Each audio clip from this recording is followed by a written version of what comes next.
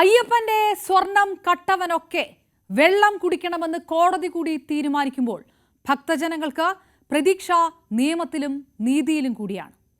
ഉണ്ണികൃഷ്ണൻ പോറ്റി കൊണ്ടുപോയ സ്വർണം ചെമ്പാണെന്ന് മഹസർ എഴുതിയത് മുരാരി ബാബു.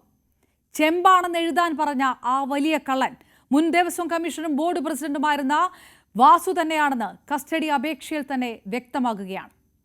ഒരു കാലത്ത് തിരുവിതാംകൂർ ദേവസ്വം ബോർഡ് പ്രസിഡന്റായിരുന്ന പത്മകുമാറിനേക്കാളും അധികാരമുണ്ടായിരുന്ന എൻ വാസു ശബരിമല യുവതീ പ്രവേശന വിവാദ കാലത്ത് ഇടത് സർക്കാരിന്റെ നിലപാടുയർത്തി മുന്നിൽ നിന്ന വാസു പത്മകുമാറിന് ശേഷം ദേവസ്വം പ്രസിഡന്റാകുന്നതിന് മുൻപേ നടത്തിയ നീക്കങ്ങളാണ് പുറത്തു വന്നുകൊണ്ടേയിരിക്കുന്നത്.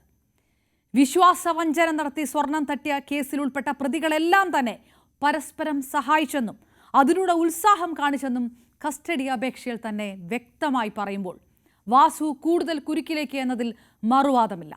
സ്വർണ്ണക്കവർച്ചയിൽ അസാധാരണ നീക്കത്തിലേക്ക് കടന്നുകൊണ്ട് ഹൈക്കോടതി വീണ്ടും ഹർജി സ്വമേധയാ രജിസ്റ്റർ ചെയ്തിരിക്കുന്നത് എന്ത് നിർണായക നീക്കമാണ് വ്യക്തമാക്കുന്നത്?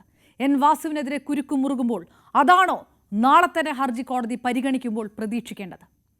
CPMന്റെ മുൻ പഞ്ചായത്ത് പ്രസിഡന്റ് കുരുക്കിലാകുമ്പോൾ അത് പാർട്ടിയെ ഭരിക്കുന്ന സർക്കാരിനെ വെട്ടിലാക്കുമോ എന്നുള്ളത് അടുത്ത ചോദ്യം.